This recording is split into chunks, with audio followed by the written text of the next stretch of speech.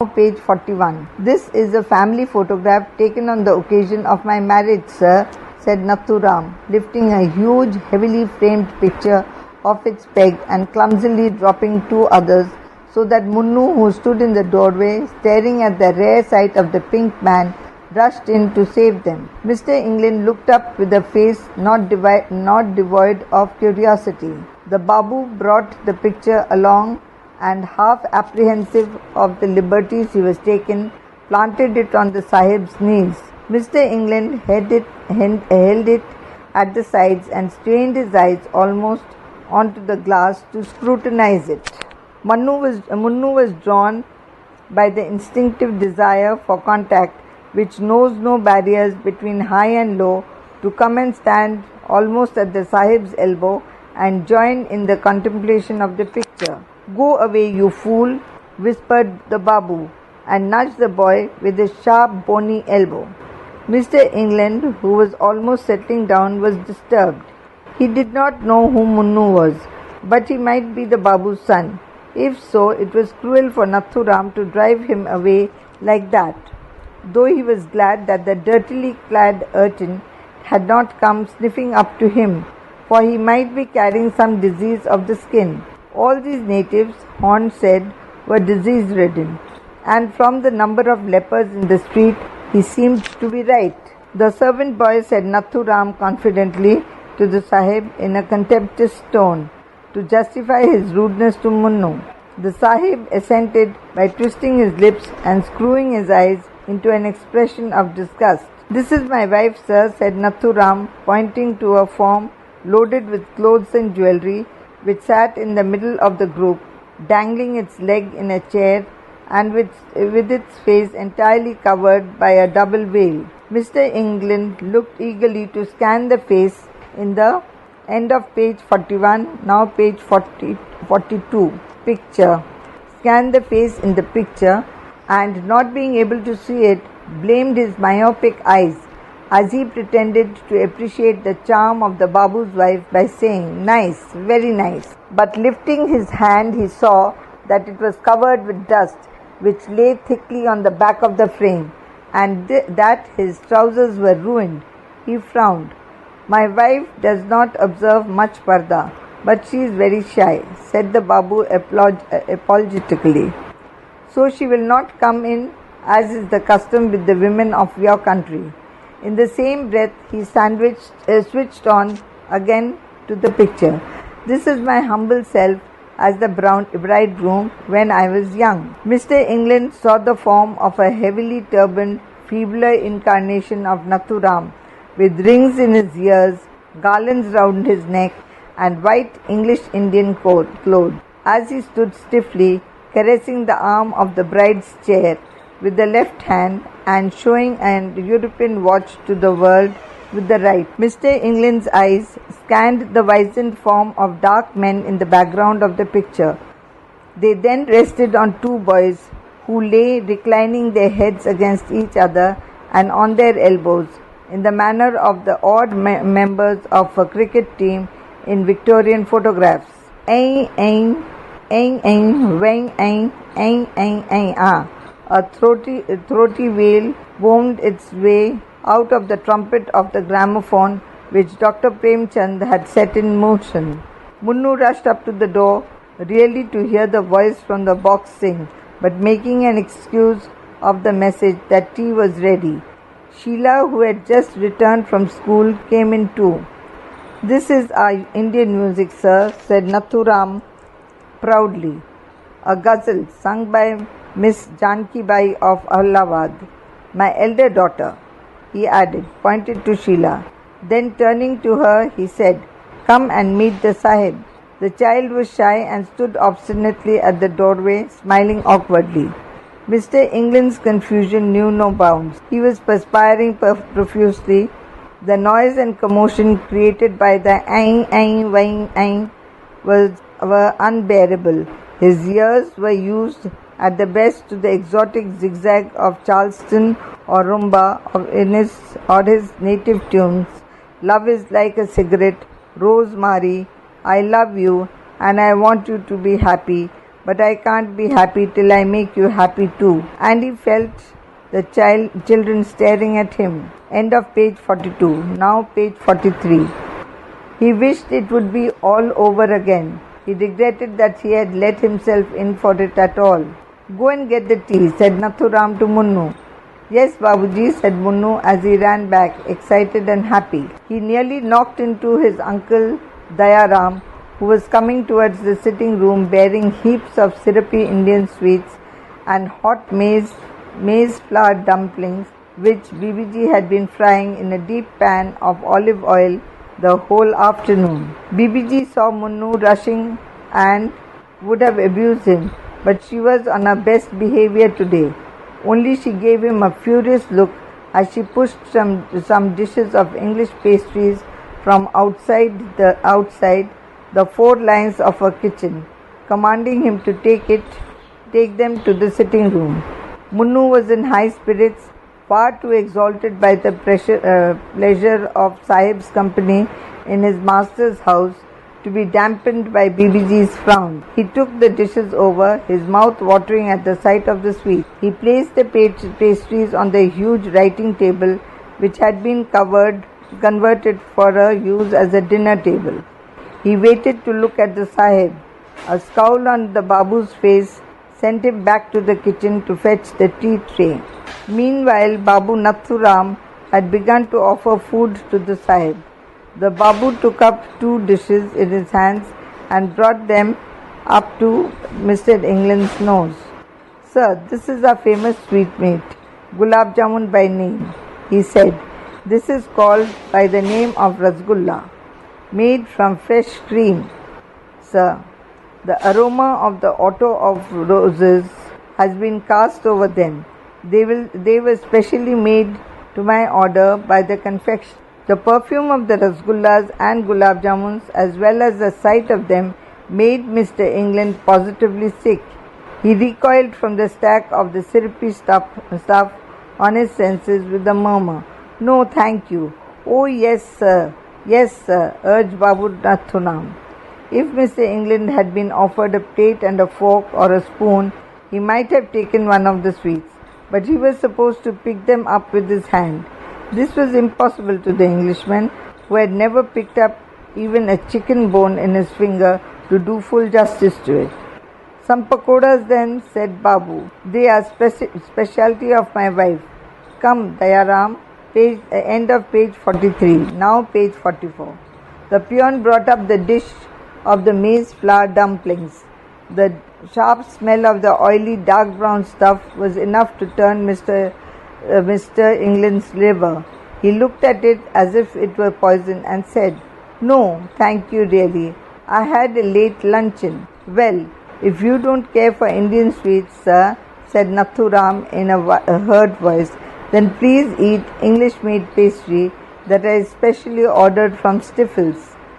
You must, sir. The pastries, too, were thickly coated with sugar and looked forbidden. No thanks, really. I can't eat in this hot weather, said England, trying to give a plausible excuse. Now Nathuram was disappointed. If the Sahib did not eat and did not become indebted to him, how could he ever get the recommendation he needed? Sir, he protested, thrusting the food again under England's nose. Do please eat something, just a little bit of a thing. No, thank you very much, Nathuram, really, said England. I will take a cup of tea and then I must go.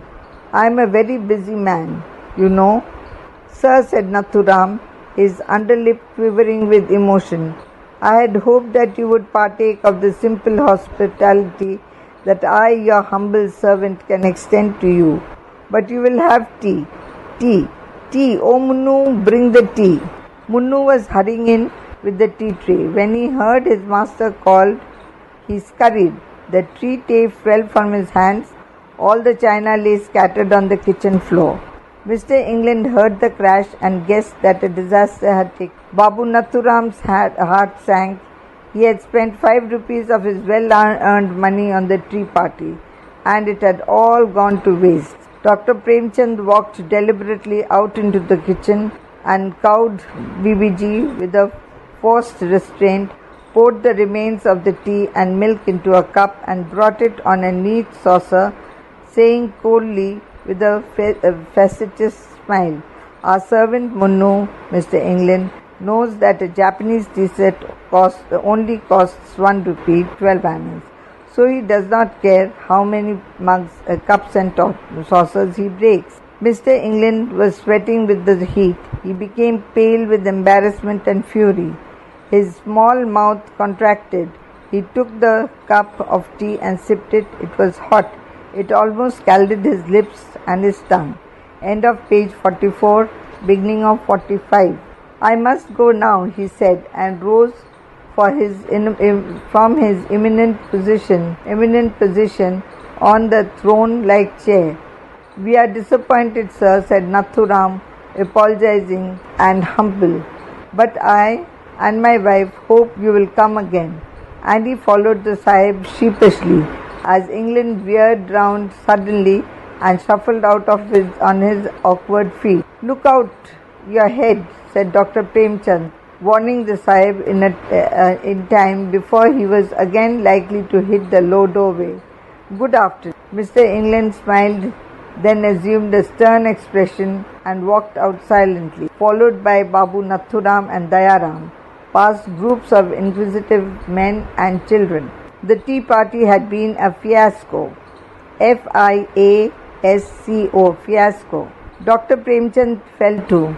He was going to enjoy the sweets, but his sister-in-law was shouting at Munnu, May you die, may you be broken, may you fade away, you blind one. Do you know what you have done? May the flesh of your dead body rot in hell. With what evil star did you come to this house that you do everything wrong? That china costs us almost as much money as you earn in a month. That Englishman has no taste, said Premchand, coming in. He did not eat a thing. It is all the fault of this eater of his master's, she cried, pointing to Munnu. May he die. How is he responsible for that monkey-faced man's bad taste? Asked Premchand. And how is he to blame for all this junk in your house, which apparently annoyed the Sahib? Don't you encourage this dead one? Prem, said BBG. Our house used to be like the houses of the Sahib logs until this brute came from the hills and spoilt it all.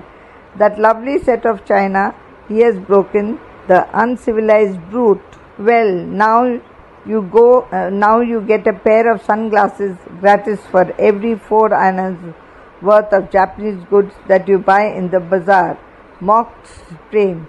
So we'll all have eyeglasses, even you, BBG. Munnu did not know whether to laugh or to cry. A shock of apprehension had passed through him when he dropped the china and seized his soul in a knot of fear. He stood dumb. The mockery of the Chota Babu stirred the warmth on the surface of his blood. He awakened from his torpor and smiled. End of page 45, now page 46. BBG sprang from her seat near the kitchen and gave him a sharp, clean slap on the cheek. You spoiler of our salt, she raved. You have brought bad luck to our house, you beast, and I have tried hard to correct you.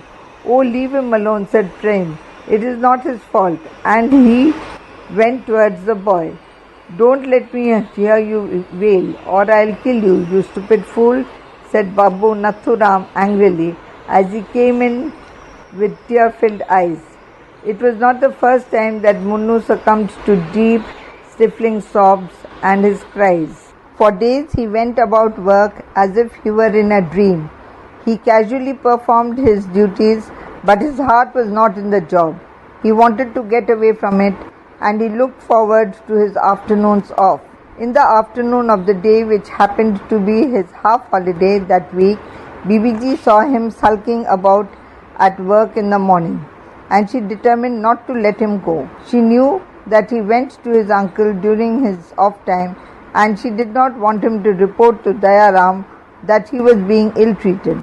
But to Munnu's wish to escape from this atmosphere, charged with sharp abuse, unending complaints, and incessant bullying, was added that morning a yearning for the home dishes, the lentils and the rice that his uncle cooked, and of which he gave Munnu a portion on the days on which the boy visited him. This made him refuse to eat the turnip curry which Bibiji offered him from the remainders of her husband's plate, and announced that he was going to see his uncle. "Look, the world is darkening with shame," Bibiji cried to her husband. "Look, did you hear? He doesn't like the food he gets here. Heavens! And he wants to go away without scrubbing the utensils or washing up, to eat with his uncle. Now I'll have to slave all day. Gracious! What is the use of such a servant?" "Why, one," said Babuji. "Why, Oye," said Babuji, twisting his face into an angry contentation. "Why don't you eat what is given to you?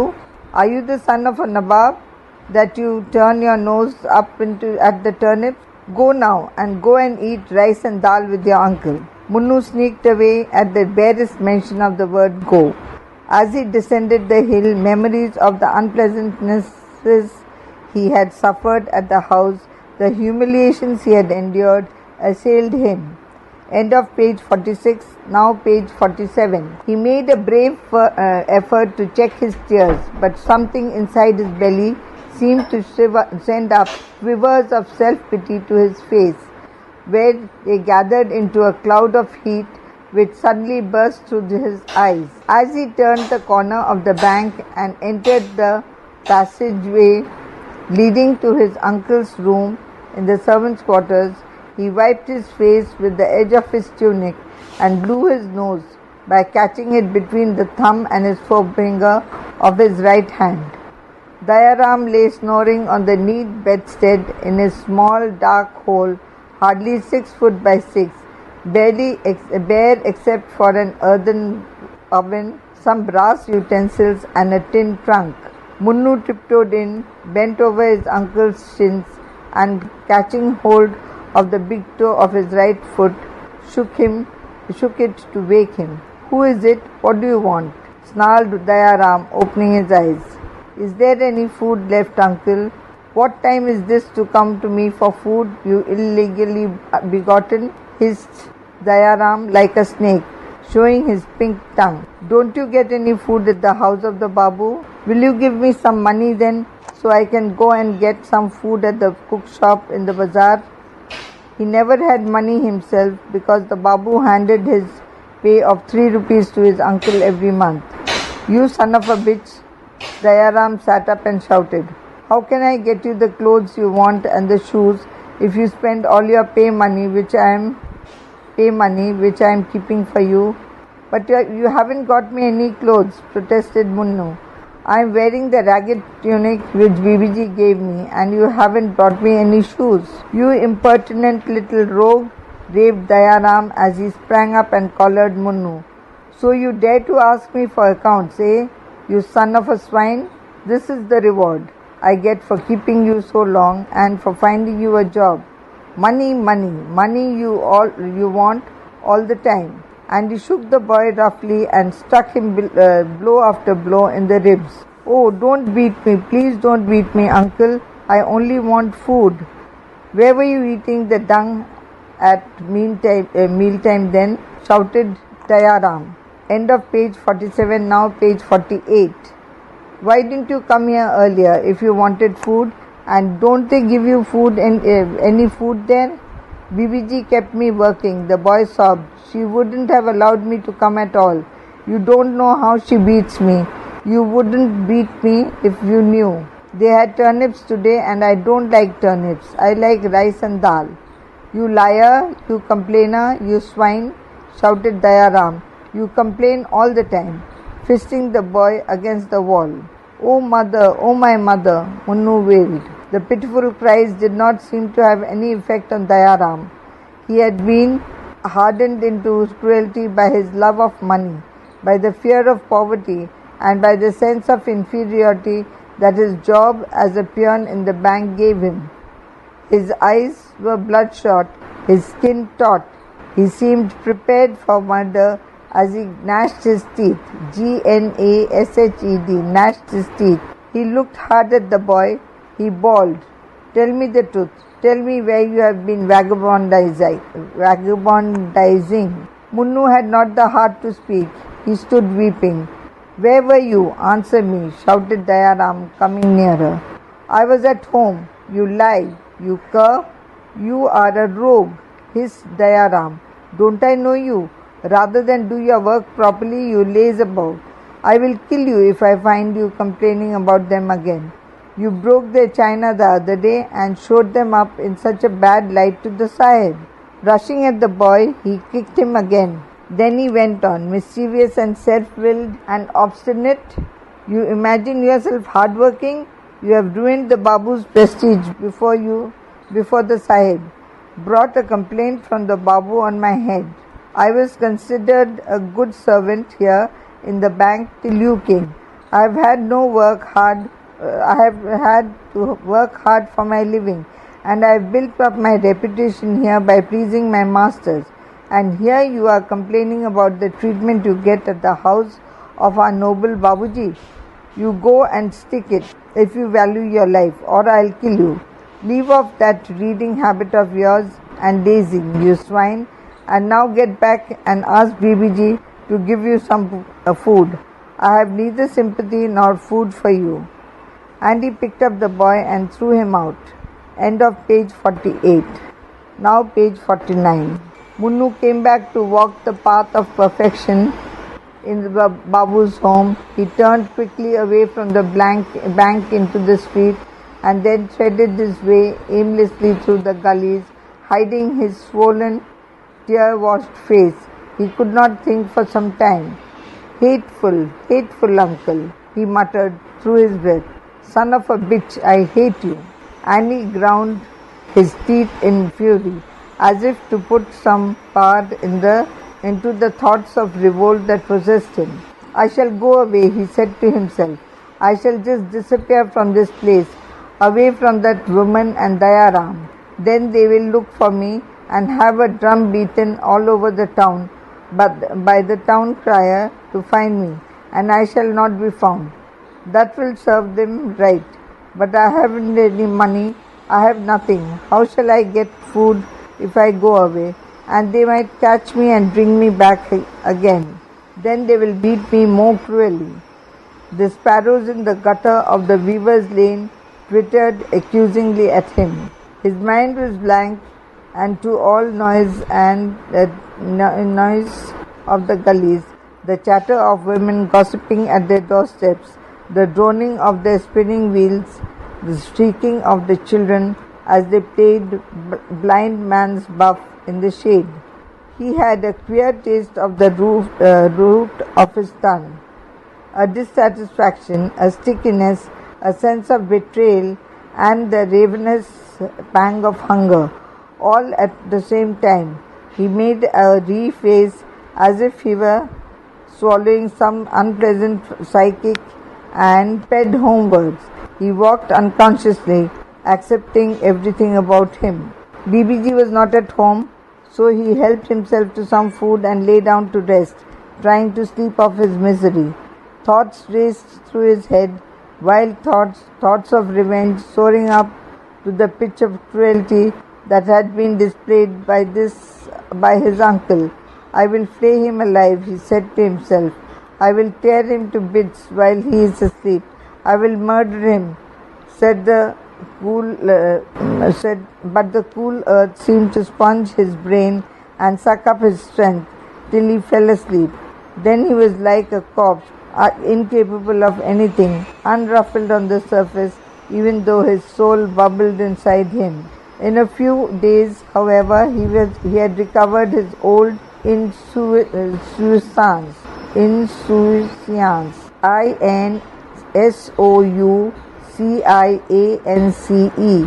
Insouciance. His vigor, his zest for life, his fire, the fire that tingled in the cells of his body at the sights and sounds about him. End of page 49, page 50. Now page 50. "How is your holiness?" he mockingly addressed Varma, the Brahmin servant of the sub-judge. who monopolized the use of the communal pump because he was older than all the other servant boys in the neighborhood. He was feeling in a great good humor that afternoon because he had not been abused much by BBG during the morning. "Don't bark, you dirty hillman," said Verma with a frown on his coarse, bestial face as he swaggered beneath the cloth of his saintliness and strength. "How does your mistress treat you now? Does she still abuse you, or does she give you the teats of her beautiful hard breast to suck for the milk of human kindness?" "Shut up," said Munnu, blushing and suddenly indignant. "Are you not ashamed of yourself talking like that? I never say anything to you about your mistress." And he felt furious to think that he had cut a joke with the Verma. "Why do you flare up so now?" said Verma. "That shows she has given you her favors and endeared herself to you. I see. That is why she abuses you such a lot and you bear her abuse. What is she under her dhoti? Like this?" And he made a vulgar sign with his fingers. "Oh, shut up," cried Munnu, "and get away. I want to fill my pitcher with water. You have been usurping the pump for hours." "Oh, look at this hillman," said Verma to Lehnu, another servant of the neighborhood, about as old as himself, and a thin-lipped, sharp-nosed Brahmin who had come down in life like his friend. "He objects to my praise of his mistress, breasts and she ill-treats him all day. Don't you think he is in love with her?" "Let me get my water," said Munnu, and came up to the pump. "Give him one," Verma said Lehnu. "He seems to be very proud of his strength. I know where he gets his power. He steals money from his mistress's allowances for shopping. I saw him eating sweets in the shop of Bhagu the other day." "That is a lie," said Munnu, outraged by the aspersions that they were casting on him. "Let me get the water and go." "And now you are in a hurry suddenly," said Lehnu, "after calling me a liar. Give him one, Verma."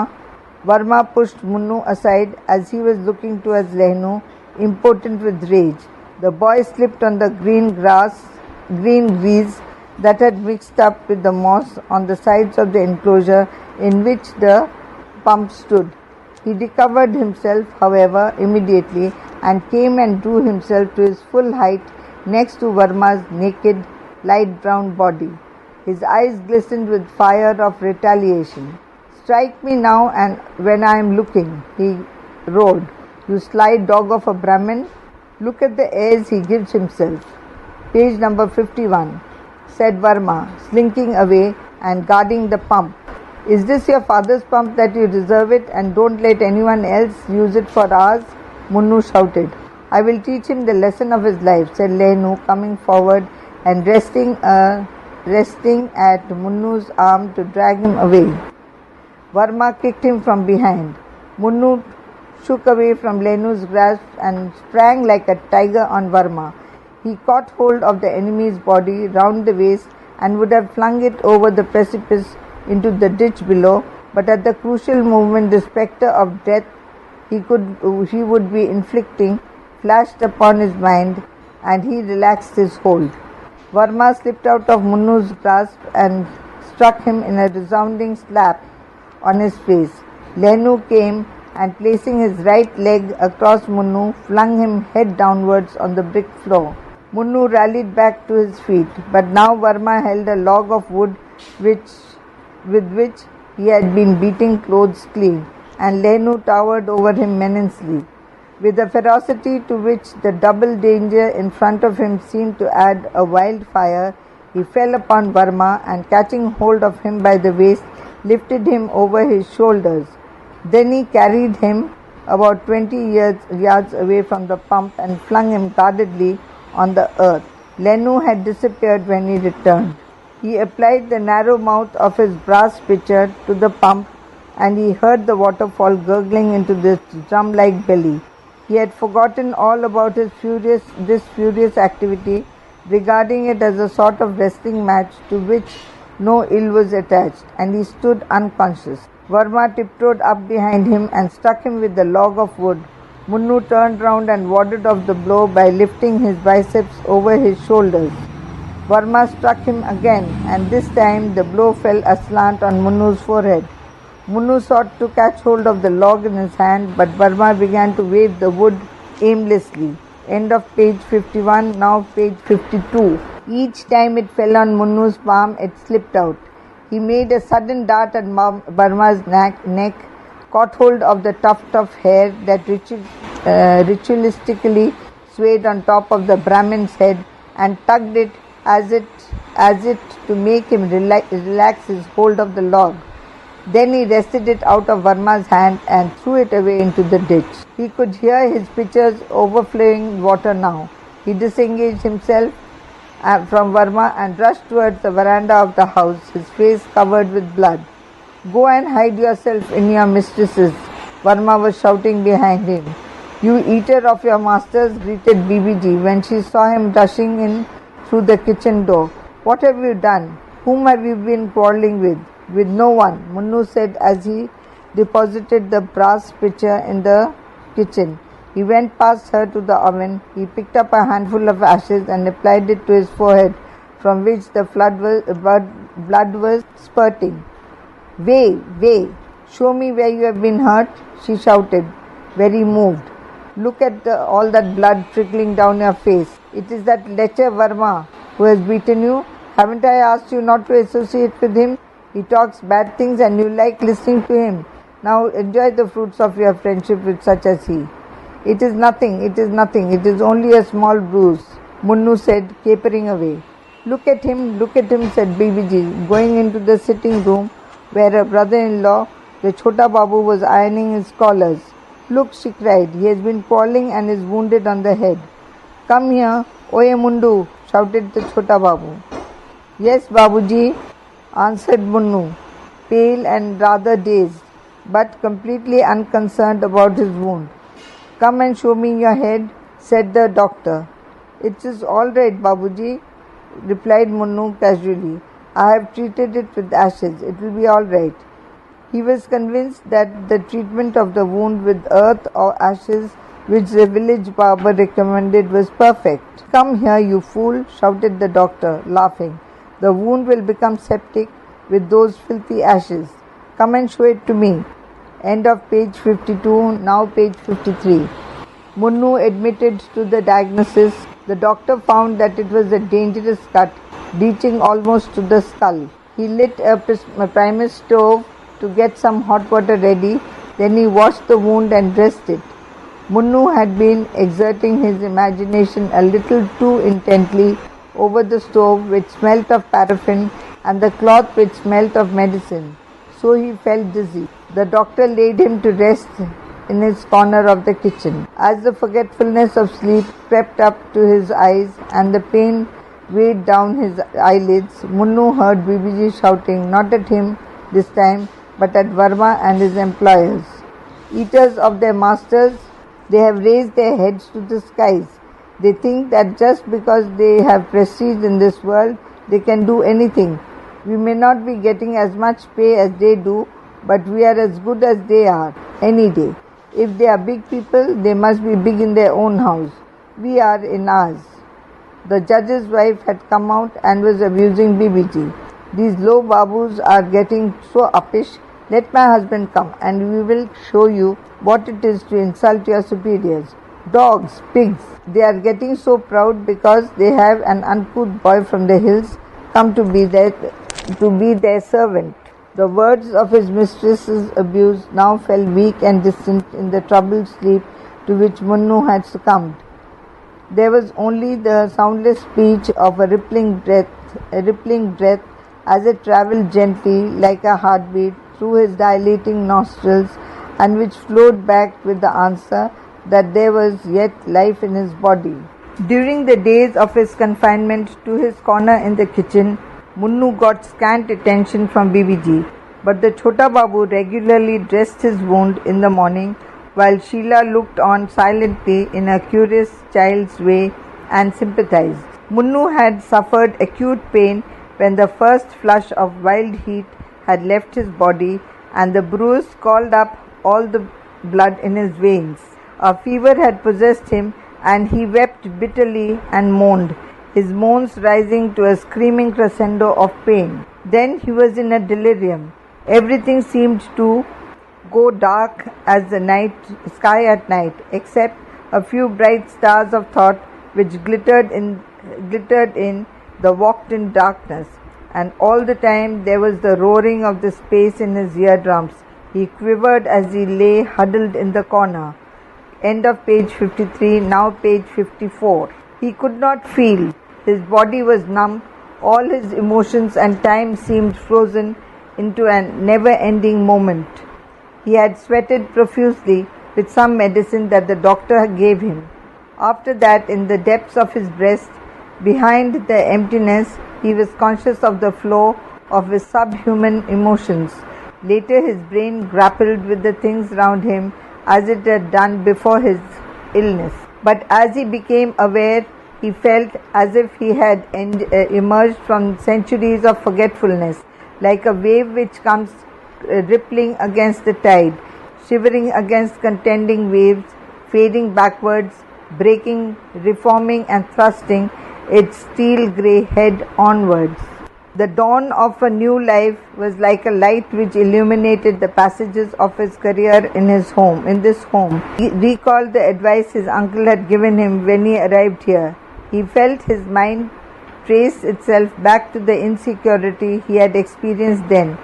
He felt shades of the emotions which had possessed him at odd times. His uncle had minimized the difficulties of the job and glossed things over with vague promises. How difficult he had found things. He had never been taught the first thing about housework, and his mistress had raged all the time. The flaming anger which she had burst into when he dropped the china on the day the Sahib came. The Chota Babu was the only kind person in this house. How he laughed over everything. His uncle, he faintly remembered, had come to see him recently, but he hated his uncle. He hated everyone except Chota Babu and perhaps Sheila. She was nice, though elusive. The way she mocked at him. Come, oye monkey, come and eat your food. That was nice and familiar. He liked her for that. He also liked to look at her. The picture of her as she came out of the bath after her mother had subjected her to forcible ablutions came before his mind.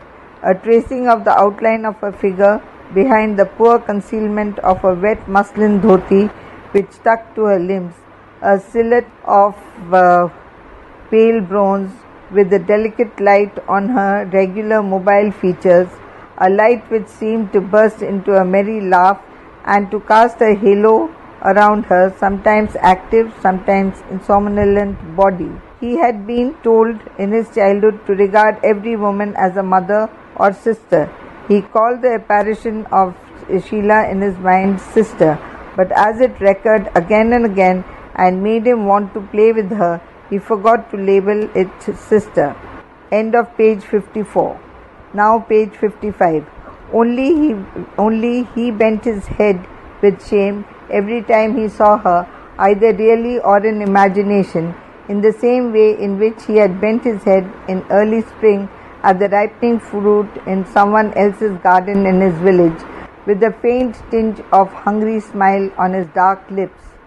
The half-conscious sigh of tenderness that trembled upon his lips was smothered by another thought, another desire, arising from the anticipation of the hopelessness of his love. If only he had money, if only the Babu did not give the pay which was due to him to his uncle, Dayaram, he would have saved the money and run away to become a hawker of sweetmeats, like the boy who sat outside Sheila's school and earned a rupee a day. Money is everything, his uncle had said on the day of his journey from town. Money is everything, his uncle had said on the day of his journey to town.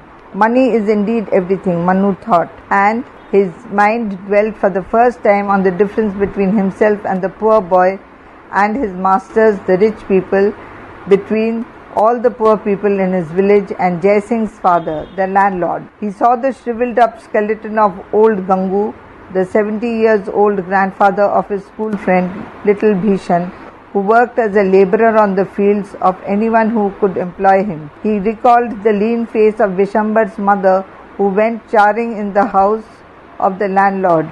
He remembered vaguely the hollow eyes of his own father looking down at him tenderly before he fell asleep for the last time. He could even now feel the warmth of his mother's lap as he had lain in it while she moved the millstone round and round, round and round, till she had languished and expired. How empty he felt without that warmth now, as if that warmth was a necessary clothing for his body. But there were so many people, so many poor people, and only one or two rich people in his village. He wondered whether all those poor people would die like his parents and leave a gap in his belly as the death of his father and mother had done. In the town, of course, there seemed to be many more rich people than poor people, but then it occurred to him there were hundreds of villages for one town, and if there was as many poor people in all the villages as there were in his, surely there were many more poor people in the world than rich. Whether they were more rich or more poor people, however, there seemed to be only two kinds of people in the world. Caste did not matter. I am a Kshatriya and I am poor, and Varma, a Brahmin, is a servant boy, a menial, because he is poor. End of page 55, page number 56. Caste does not matter. The Babus are like Sahib logs, and all servants look alike. There must only be two kinds of people in the world, the rich and the poor. The necessity of the moment put an end to his naive wonderment. Naive, naive wonderment. He was now lighting a fire in the oven by blowing at the smoke where the wood fuel was arranged between two bricks, and the wistful light in his eyes was dimmed by the spurts of fumes that rose from the stubborn sticks. His eyes began to smart. He screwed them up and pressed the water out of them. His brooding soul became full of vague and sullen resentment. He could have cried. His will seemed to have shattered by his illness. But though his will was broken, with the gathering of strength in his body, Munnu again entered the busy round of scrubbing utensils, peeling vegetables, sweeping floors, making beds, serving food, and generally doing everything that the caprice of his mistress imposed upon him. Caprice, Caprice, caprice. And with his return to activity, his physical body exuded the continual warmth, the living vitality that reached out in a wild frenzy of movement to any and every feeling and object. Laughed, sang, danced, shouted, leaped, somersaulted with the irrepressible impetuosity of life itself, sweeping aside the barriers that separated him from his superiors by the utter humanness of his impulses, by the sheer wantonness of his unconscious life force. I am reading this para again because it is very important. And with this return to activity, his physical body exuded the continual warmth, the living vitality that reached out in a wild frenzy of movement to any and every feeling and object. He laughed, sang, danced, shouted, leaped, somersaulted with the irrepressible impetuosity of life itself, sweeping aside the barriers that separated him from his superiors by the utter humanness of his impulses, by the sheer wantonness of his unconscious life force. It was this natural impishness of his which, unschooled by all the rigors of moralizing and abuse to which he had been subjected, unchecked even by the physical hurt he had suffered, was always bringing him into trouble. It brought him into immediate disgrace. He heard Sheila and her girlfriends coming into the living room from the school one afternoon as he sat peeling potatoes in the kitchen. His mistress was away from home, gossiping with the wives of the Babus in the neighborhood. He hurried through the task, thinking he would go and play with them. As he was washing his hands, he heard the voice from the box trailing out. Here was his opportunity, he thought. He could go and perform his monkey dance and amuse the girls into allowing him to play with them, as of late, under BBG's advice, they had refused to do so. He burst into the sitting room and, falling on all fours, began to caper around, frightening the girls and dispersing them, as they were in the midst of a classical ballet which they had learnt at school. "Oh, go away," cried Kaushalya timidly. "We don't want you to play with us," said Sheila. "Mother said we are not to play with you." End of page 56, now page 57. She really liked him and was amused by his funny dance. She wanted him to play with her, but her mother's advice had sunk into her and set up an artificial barrier.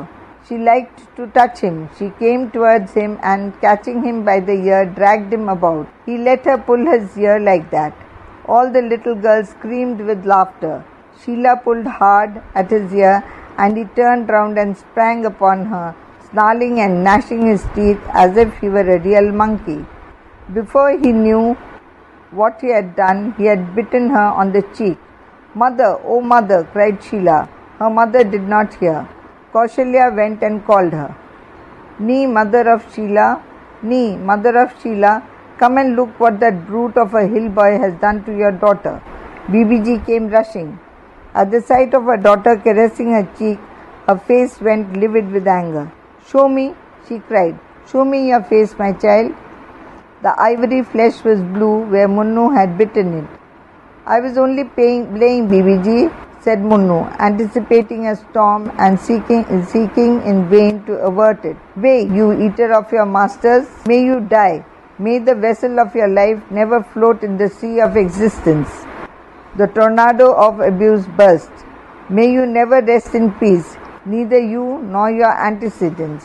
That you should attack the honor of my child, only a little child too, you lustful young bull from the hills.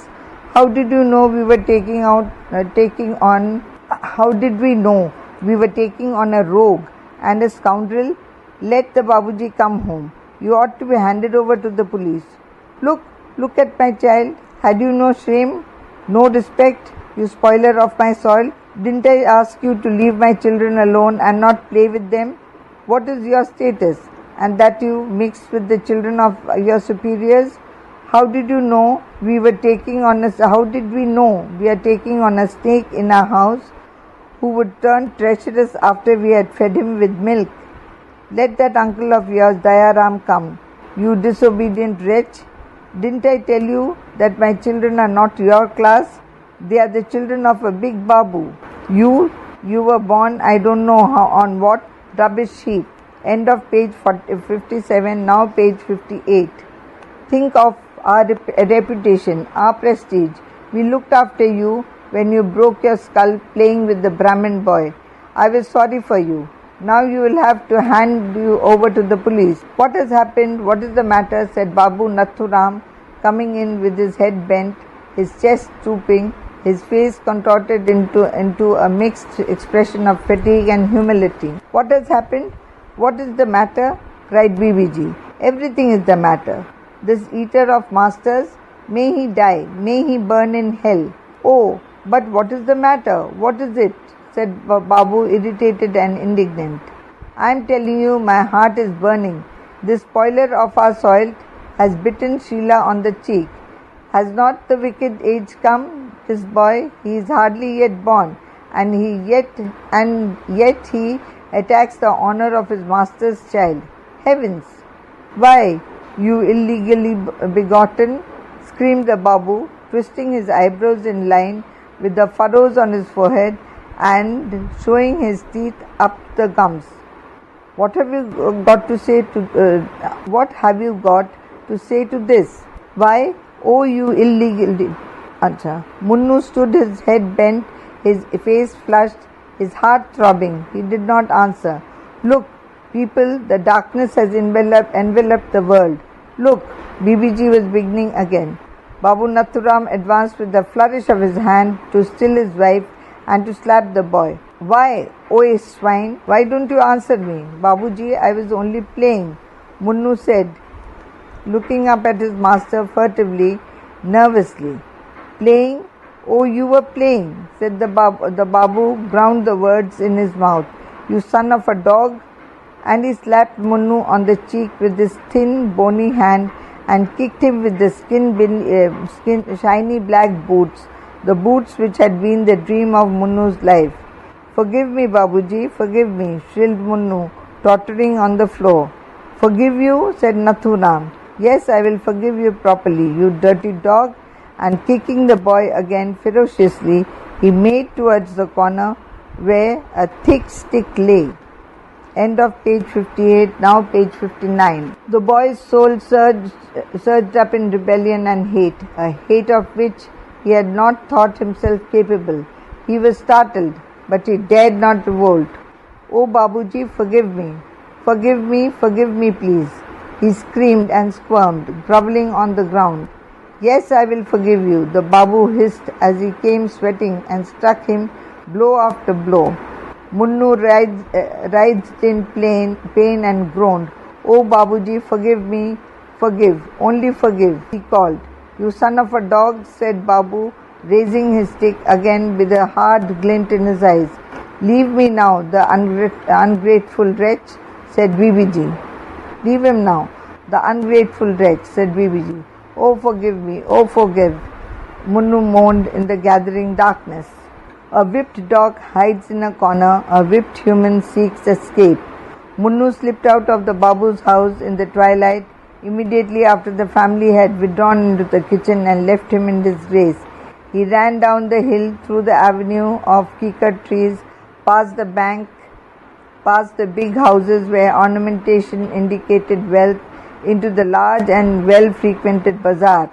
The huddled confusion of big shops and small shops was illuminated into grotesque shapes by the electric lamp and oil lamps and by the jets of small cotton wicks in earthen pots.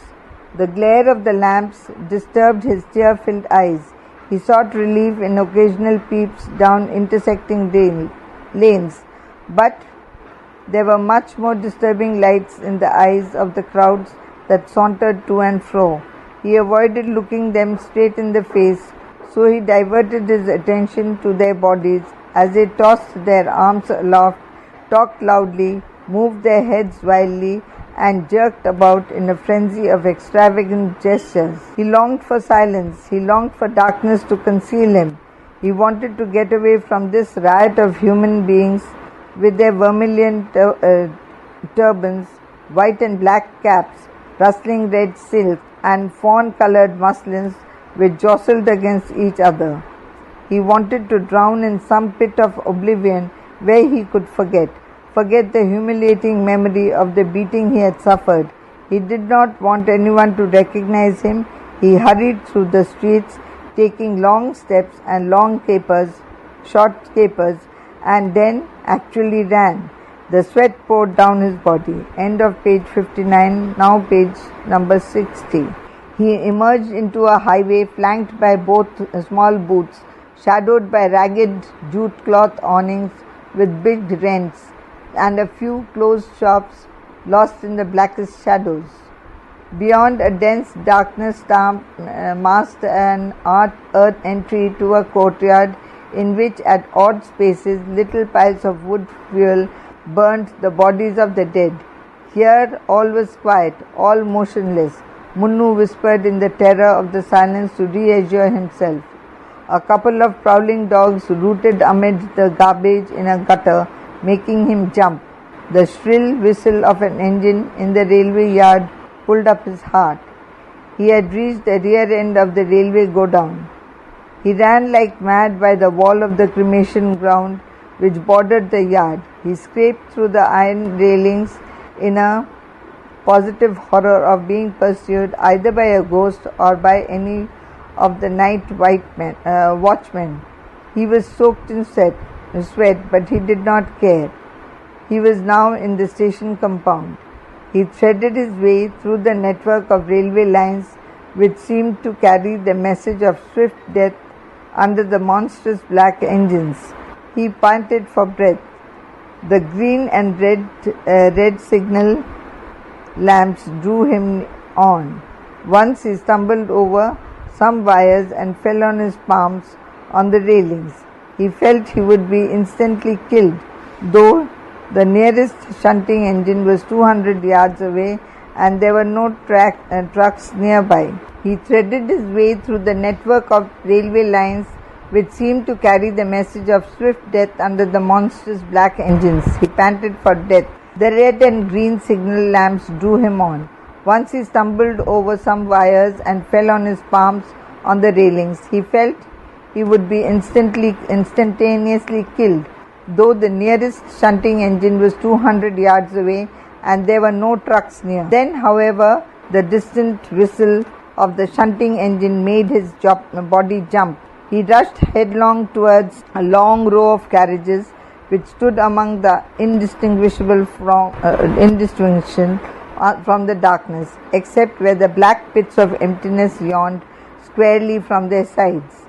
He scrambled up the thick wooden planks that served as footrests, but the reflection of a moving green and red lamp in the hands of some invisible man started a panic in his soul. He fell and muttered a curse. Luckily, the light walked away. He got up and jumped into the yawning window of the door like a tiger leaping into the darkness of a cave from fear of some silent hunter. He had fallen on his side on the hard bunk. A shooting pain went up from his ribs to his head. He felt dizzy with the ache, with the heat of the running and the stuffiness of the compartment. He sank to the floor, nursing his side and wiping the sweat off his face with his sleeve. End of page 60. Now page 61. He had never felt so alone, so intensely alone, as during the suspended moments of his descent into this inferno. But as he lay in the tense emptiness, opening his thick tunic and his dhoti to show his bare body to the atmosphere in a vain attempt to dry the clammy sweat, he heard a beetle whining in the distance. The atmosphere of the carriage was grim. Then suddenly he heard the eager feet of hordes of men rushing, stamping into the compartment, and the heavy thud of loads of baggage falling all around him. He dragged his body to safety, deeper into the space under the bunk, and rested his face on the floor to smooth the white fumes of heat. The noise around him became more significant. There were shouts of, "Where are you, Aladad Khan? Oh, what has happened to you, Devi Singh? Lalla, Churanji Lal, have you got a seat?" Munnu's heart beat to an easier rhythm. He raised his ears to listen and felt his cheek coated with the dust. The sweat soaked his body. His veins seemed to have swelled. He felt like a mass of lead. The train started. He could now breathe the foul air of other people's breath, if only the fresh breeze which was coming in from the fields. Later he breathed the pure air. He did not know where the train was going, but he was thankful to be in the moving thing. Chapter 3. Hoo, moaned Seth Prabdayal as he strained to drag his bundle from under the bunk of a third-class carriage in the slow train which jerkily ran from Shamnagar to Daulatpur. The Seth, a broad-shouldered, tall, gaunt man from Kangra, who seemed more a soldier than a businessman, was half asleep. He had sat through the night in an awkward, cramped position on the wooden boards in the packed compartment and was getting ready to disembark long before the train was anywhere near its destination. End of page 61, now page 62. He blew a mouthful of heavy breath as he struggled to gather his luggage from under the bunk where he had placed it and mopped his brow to wipe off his sweat. He heaved again. The bundle seemed heavy as lead, though it was soft to the touch and slippery. Hoo ha! He now dragged, willing more power into his limbs, and drew, half in fear, half in wonder, the sleeping body of Munnu from where it had lain all night, buried among the congestion of trunks, wooden boxes, rolled up bedding, and bundles of all kinds, from dislocated bedsteads wound in their hemp mattresses to shapeless mounds of foodstuffs, clothing, and knickknacks bound in sheets of cotton, roughly knotted on the top. Ram Re Ram, the Seth exclaimed reverently, but with a broad grin on his pale, brave face, adorned with well-groomed black moustache. What occasion is there for such hilarity early in the morning? Muttered Ganpat, the Seth's younger partner in business, with a dark brown goat-like face, hollowed cheek, and pinched, as he lay sprawled on some sacks of merchandise in a vain effort to sleep. La hol wallah, la hol Allah, shouted the Mohammedan present as he gazed at Munnu, who now lay curled up in Prabdayal's feet. Who could this be? Son of Elvis? Wahguru, whispered a Sikh peasant in consternation. Strange are the ways of the Vaheguru. Is he alive or dead? A woman strained to know as she crouched on the floor, holding the teat of her breast to give suck to the child in her arms. Other passengers in the compartment half opened their eyes through the dawn and, dazed with wonder at so uncanny a spectacle, began to ask, "Who is it? Where does he come from?" Munnu could not speak. He was terror-stricken. Then Prabdayal fished him out. He was in a nightmare in which elephantine giants were trampling on his body and weird two-horned devils were lashing him with fury. Strange are the ways of God indeed, said Prabdayal, more to himself than to anyone else. He is a very suspicious find. No, he is a very auspicious find. He seems to be from the hills. You should be happy now, said Ganpat, mocking. Here is a son for you, ready-made and complete, and you can forget all about the herbs that you were going to fetch for your wife or yourself, I suspect. He added grimly, that you want medicine for yourself. It is you who are important and not your wife who is barren. What is your name? Where do you come from? Whose child are you?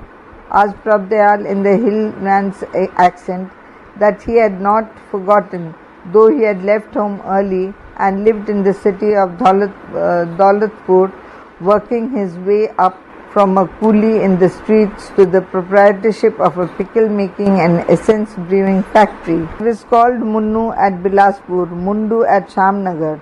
Munnu began as if the accent of the hills had suddenly released his speech. My father died and then my mother died too. My uncle Dayaram, who is a chaprasi in the office of the bank of Shamnagar, got me a job as a servant in the house of a Babu. Yesterday the Babu beat me and I have run away. At this he was possessed by a mixture of fear and self-pity, and his face twisted against his will, and he began to cry. Then he was ashamed of his tears and he hid his eyes behind the rubbings of his right fist. He is Bhitortikas, said a young Hindu student who affected an English accent both to impress the illiterate peasant and to live up to his strange conglomeration of English and Indian clothes. A faded spotted necktie, a velvet waistcoat, a pair of khaki shorts and the most flamboyant turban. We had better take him with us, said Prab to his partner. We don't know who he is, replied Ganpat. He may be a rogue, a thief, but of course we need another boy at the works to help Tulsi, Maharaj and Bonga to run errands and do jobs. and it seems he will be glad enough to have the food and we need not pay him. Will you come with us, Oemunnu? Asked Prabha, ignoring his partner's advice and gently stroking the boy's dark hair, which grew long on all sides and shadowed his wheat complexioned face. Will you come and live with us? I am from Hamirpur near Bilaspur. So we will look after you. Munni moved his head up and down to signify assent, but did not speak as he hovered on the edge of doubt, for he had not thought about what he was going to do since he had escaped, having been too occupied with the fear of being caught and brought back. End of page 63. Now page 64. The Seth Prabdayal patted the boy on his back and said, Come now, be a brave lad. Wipe your tears. We'll take care of you. Look, we are almost nearing Daulatpur.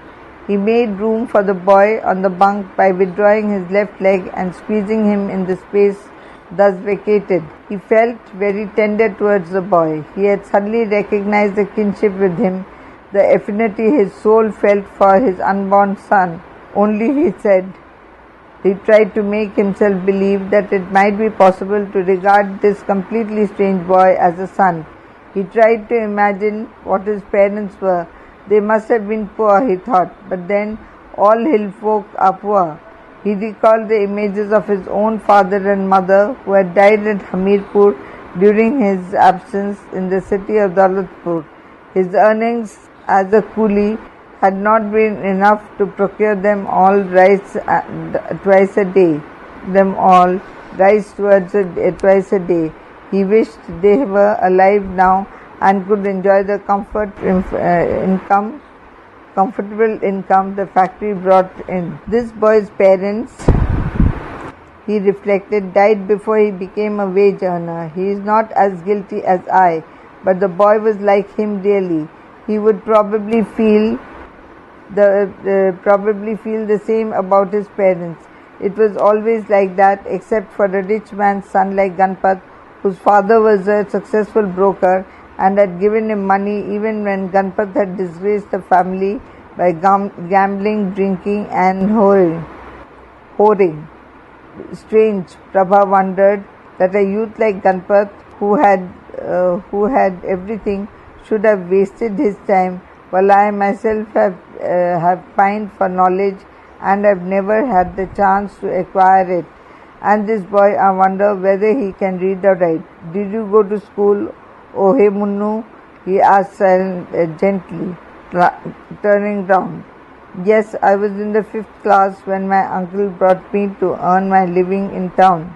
He will be able to do accounts for you, nodded mocked Ganpat, walking from a doze. Yes, Prabha said, taking up the suggestion.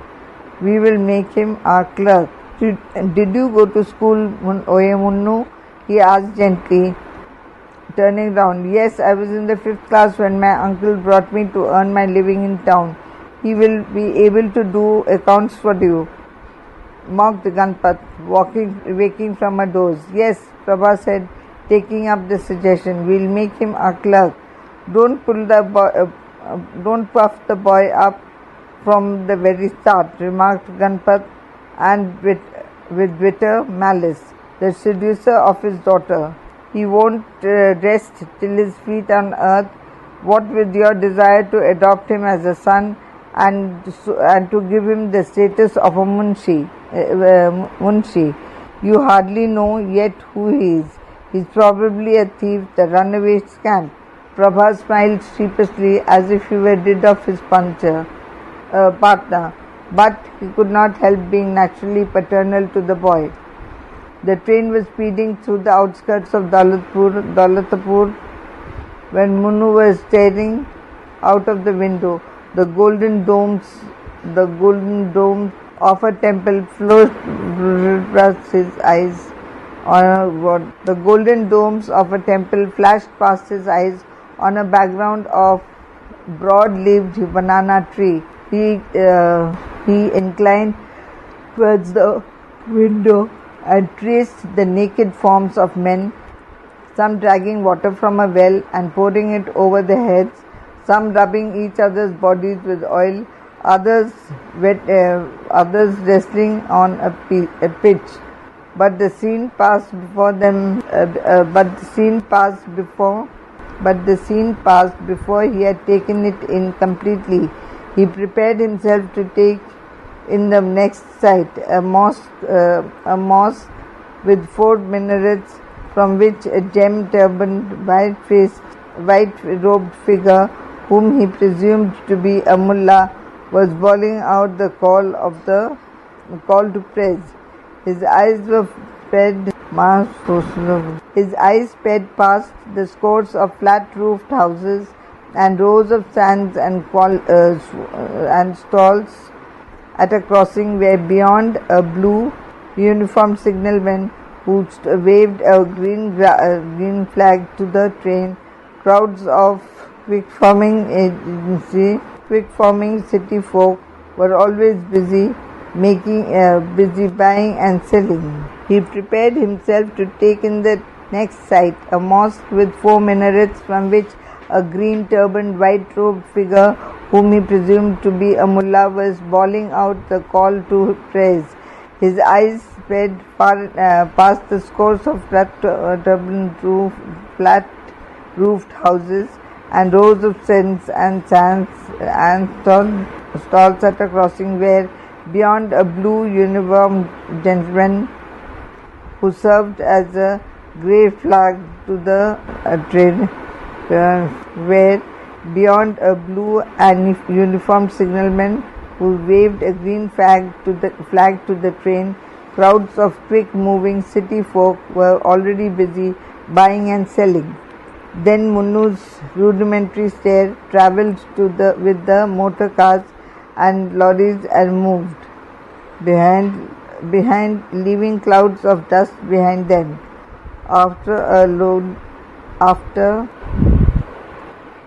He will be able to do accounts for you, mocked Ganpat, waking from a doze. Yes, Prabha said, taking up the suggestion, we'll make him our clerk. Don't puff the boy up from the very start, remarked Ganpat with bitter malice, the seducer of his daughter. He won't rest his feet on earth. What with your desire to adopt him as a son and to give him the status of a munshi, you hardly know yet who he is. He is probably a thief, the runaway scamp. End of page 64, now page 65. Prabha smiled sheepishly as if he were afraid of his partner, but he could not help being naturally paternal to the boy. The train was speeding through the outskirts of Daulatpur. Munnu was staring out of the window.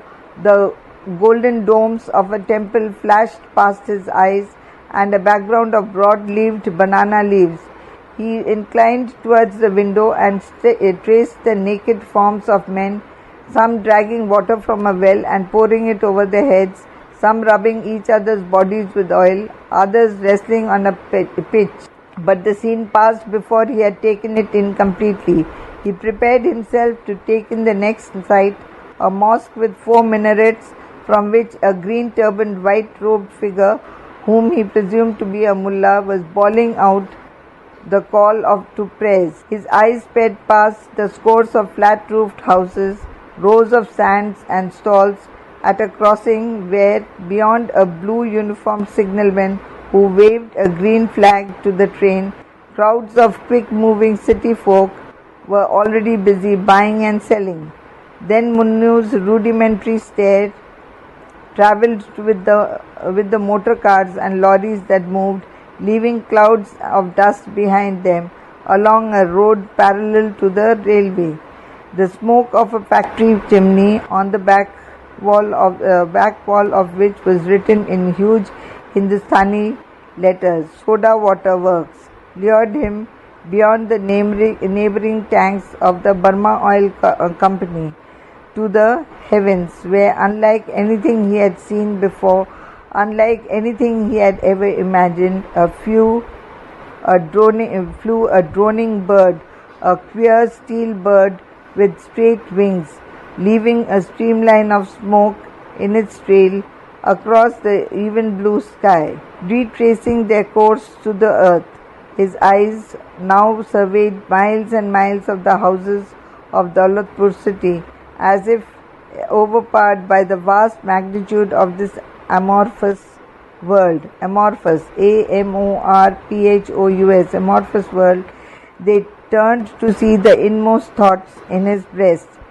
There was only a curious flutter of excitement in his heart, like the thrill of a fear and happiness which had filled him when he first laid eyes on Shamnagar, the fear of the unknown in his bowels and the stirring of hope for a better life in the new world he was entering.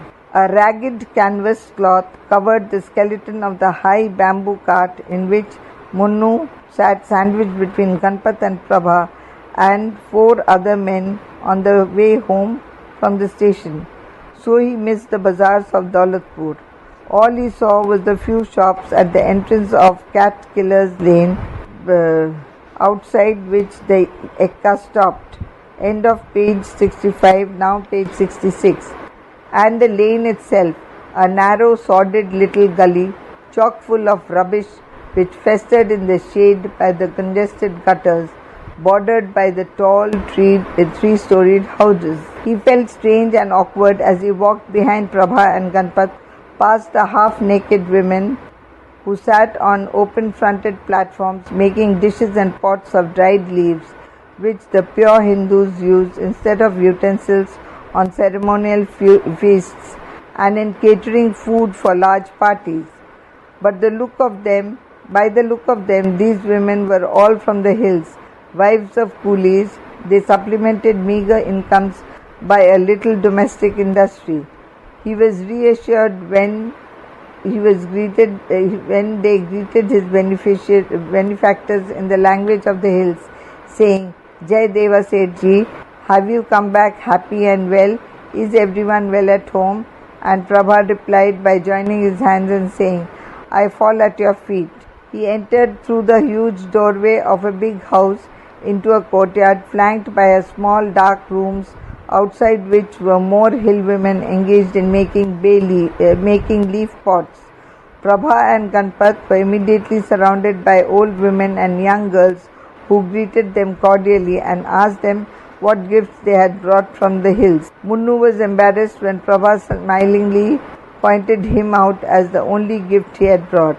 As they went up 10 flights of wide steps to a huge room which looked down on the compound, Munnu faced a slight, modest woman whose eyes lit up with a tender, gambolling light and who he presumed was Prabha's wife. She was rather pale and reticent, but the wonderful eagerness with which she came up to Munnu and without asking who she was, took him in her arms and patted him on his forehead, at once put him at ease with her and made him realize what we always realize in one subtle moment, the living warmth that is going to endear us to a person. "I fall at your feet, sister-in-law," said Ganpat with a sneer of mockery. "May you live," answered Parvati gracefully, and continued in a bantering manner, "Didn't you get a pretty hill woman for a wife then?" "No," he replied sardonically, "but I have brought you a ready-made son." "Yes," she said, hugging Munnu, and dropped the conversation. And then she addressed her husband. End of page 66, now page 67. "I am just getting the meal ready. Will you take your bath so you can rest afterwards and sleep off the fatigue of the journey?" "All right," said Prabha, affectionate but undemonstrative in true Indian convention, and drawing a hemp bedstead from where it stood leaning on a wall, he flung his bundles on it and asked Munnu to sit down. Munnu contemplated the contrast of the cool shade of the tall room and the blazing sunshine in the courtyard outside. He wiped the sweat off his face and wondered where the factory was. His thoughts were disturbed by the tumbler of sharbat which his mistress handed him, and then Prabha led him to a slab of stone in the corner to bathe. The meal followed. There was rice, both plain and sweet, and dal and vegetables, tamarind pickle, all hill dishes which he had missed in Babu's home, and a few city ones. 4 dumplings mixed with curd and kada prasad. It was the most sumptuous meal he had eaten since the feast on the death anniversary of his father and mother, which his aunt had given 3 months before he left the hills. His stomach was full, his body cool, and he had hardly laid down on the charpai when he fell asleep. When he awoke, it was afternoon.